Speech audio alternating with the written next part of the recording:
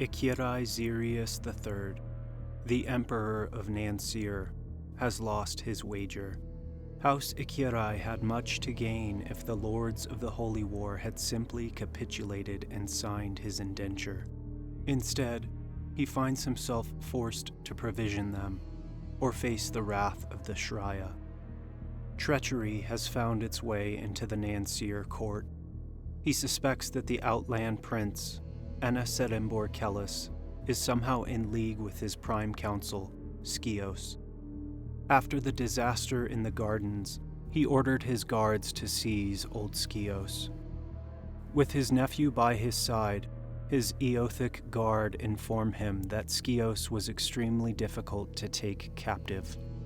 Unarmed, he slayed 3 men and injured 4 more. A preposterous notion. Of all his subjects, Skios was always the most submissive. Skios alone knew of the Emperor's divinity. A chill overtakes Xerius. At any time, Skios could have assassinated him. The Emperor suspects sorcery to be at work.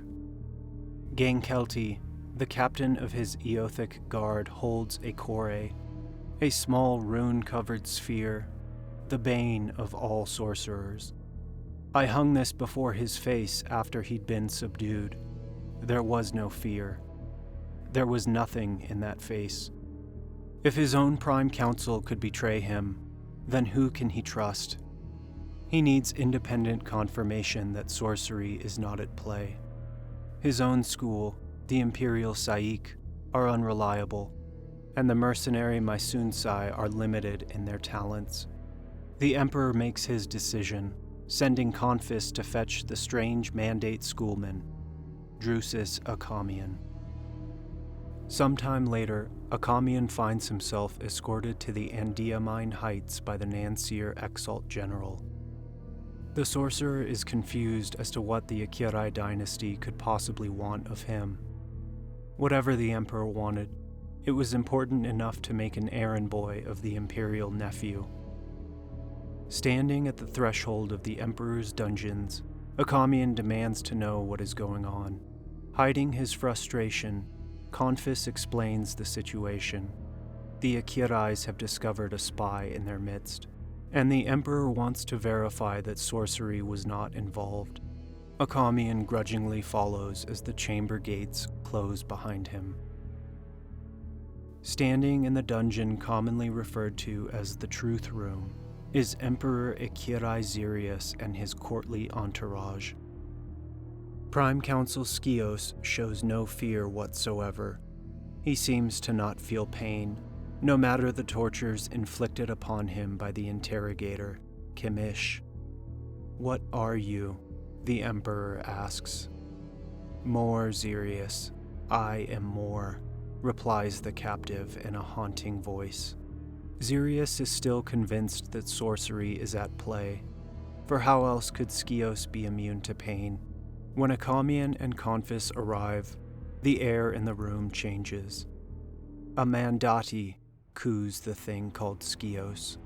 In a tongue few men have ever heard, he begins to speak to Achamian, addressing him as Chigra, an ancient nickname given to Seswatha in the days of the apocalypse. Xerius presses Achamian, anxious for an answer. "There's no sorcery here," says the panicked schoolman.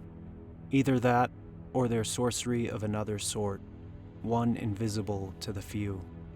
"Meta ka peruptis sun rangashra chigra, mandati," spits the captive, his voice now utterly inhuman. He writhes against the restraints. Iron bolts snap from the wall. In seconds, the old body is freed. It snaps the neck of the guard captain. But then, there were words. Burning words, and the room was washed with blinding fires. Xerius shrieked and tripped. A blast of heat rolled over him. Stone cracked. The air shivered. The charred form of Skios begins to laugh. "You are the first, Chigra, and you will be the last." What followed would haunt Xerius's dreams for the rest of his numbered days. As though gasping for some deeper breath, Skios's face unfolded like spider legs, clutched tight about a cold torso. 12 limbs, crowned by small wicked claws, unclenched and opened, revealing lipless teeth and lidless eyes where a face should have been. "You are the first, Chigra," it wheezed, an ambient, horrifying whisper, "and you will be the last." The dying thing grabs at Achamian, but then Confis decapitates it. Aware of the fact that the Cnaiur would not believe him, the sorcerer announces his departure and Xerius allows it. He would have lectured us about myths, about the ancient North and the return of Mog. They always do. The Mandati himself had said it, a sorcery of a different sort, one invisible to the few. The Emperor now believes the culprits are none other than the Sisharum, the sorcerer priests of the Phantom. It simply must have been them, an old enemy, a known quantity, vying for control over the Holy War. Achamian leaves the dungeon, 1,000 thoughts racing through his mind. Back in the Holy War, Esmenet has made her decision. She will go to Achamian after all, to warn the only man who has ever loved her of the danger he faces. Sneaking out of Sarcellus's tent, she finds herself dodging through a crowd of soldiers, drunk and enraptured. Tomorrow, they know, their march begins. They go to war for Shimei, for their prophet's holy land. The high temple prayer is intoned by dozens of zealots. "Sweet God of gods, who walk among us, innumerable are your holy names. May your bread silence our daily hunger." Esmenet pushes on, awkwardly concealing the tattooed back of her hand, fearful of being found out as a harlot in the company of righteous men. What if Achamian is shamed by her presence? With some difficulty, she reaches the camp she was looking for. From the gloom, she watches those gathered by the fire. Kryjates Zenimus, the marshal of Atrempus, vaguely resembling Achamian. Anasetembor Kellis, the strange prince of Atrathau. At his side, a beautiful Norsirai girl and a scowling Sylvendi barbarian.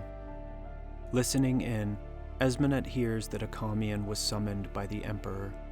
She decides to sit and wait, watching the sorcerer's motley group of friends, and soon falls asleep. In the dead of night, she is awakened by Sarcellus. "I knew I would find you here." Although the knight's voice is warm, Esmenet is terrified. She gathers the courage to say that she will not be going back with him. But something akin to triumph flashes in the man's eyes. "That's good. I've had my fill of you, Esme. Go to him. I no longer care." Desperation cramps the back of her throat. She thinks of the comfort and security she's giving up. Cool silks against her skin, roasted meat, peppered and served with velvet wine. She thinks of almost having starved in the streets of Sumna, the summer she'd lost her daughter. Beg his forgiveness, she thinks. Don't be a fool. But as she hesitates, Sarcellus turns on his heel and strides away. Esmenet is left alone as dawn breaks and Zenimus's camp rests. She steals a discarded crust of bread and a sip of wine, waiting. At last, she glimpses the portly shape of a sorcerer approaching, concerns weighing heavily on his soul. How many times had she spotted him from her window in Sumna? Spotted and smiled. She stands there waiting, tearing up, her arms spread, a smile on her face. Achamian simply walks past, not acknowledging the harlot's presence at all. Esmenet remains standing like a pillar of salt, then falls to her knees. "Why, Acha?" "Because he hates you. You are nothing to him." "No, he loves me. No one loves you." My daughter loved me.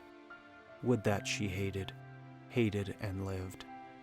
After lying still for a time, Esmenet slowly pushes herself from the ground, her legs stiff.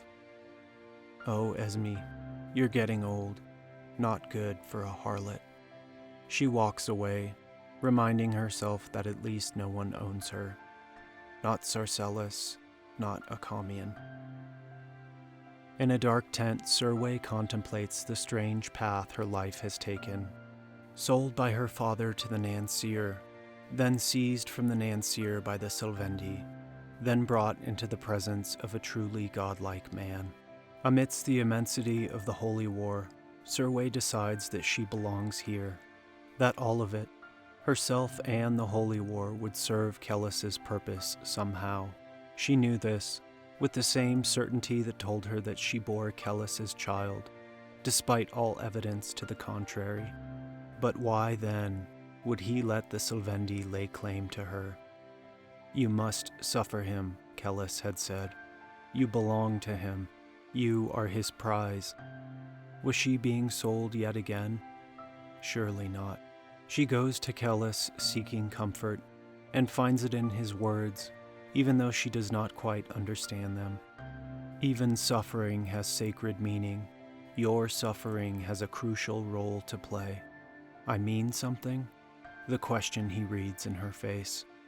More than you can imagine, comes the reply. As they lay together, Surway looks into the darkness from which she knows the Sylvendi observes, hoping that he will see the rapture in her face. And Cnaiur sees it all, his breath hissing between clenched teeth. He contemplates her beauty, contemplates murder, but does nothing. He knows that, to a Dunyain, everything is but a means to an end. Surway, Cnaiur himself, the Holy War. What would he make of the Holy War, Cnaiur wonders. Would he make it his harlot, like Surway? Feigning sleep, the Sylvendi torments himself by listening, as Surway giggles and whispers to the Dunyain. His lips curl involuntarily in the desolate blackness. My prize. Once again, Achamian sits alone in the gloom of his tent, hovering over his parchment map, trying to connect the dots between the consult, the emperor, and the Holy War. He cannot but ask, why me? After 300 years, he rediscovered the consult. After 2,000 years, he witnessed the return of an Anna Serembor. If a consult spy had infiltrated the imperial court, he can only assume they'd likewise infiltrated all the great factions, the entire 3 seas, perhaps even the Mandate itself. How can one war against such a foe? Another apocalypse, already happening. His hands trembling, Achamian begins to put the puzzle pieces together. The death of Geshruni, his missing face, the strange man in the market who had been following him, the death of Inreyu. The consult has been watching his every move. Had he led them to Inreyu? Had he led them to Esmenet? Somewhere distant, the Holy War traveled the roads between ancient capitals. A great migration of sturdy men and sun-glittering arms. Even now, some claimed they could hear its horns faint through laughing voices and the stationary sea, the way the peal of trumpets might linger in ringing ears. Others paused and listened, and though they heard nothing, they shivered and rationed their words with care. If glories witnessed moved men to awe, glories asserted but not seen moved them to piety and judgment. The Holy War begins its long march south.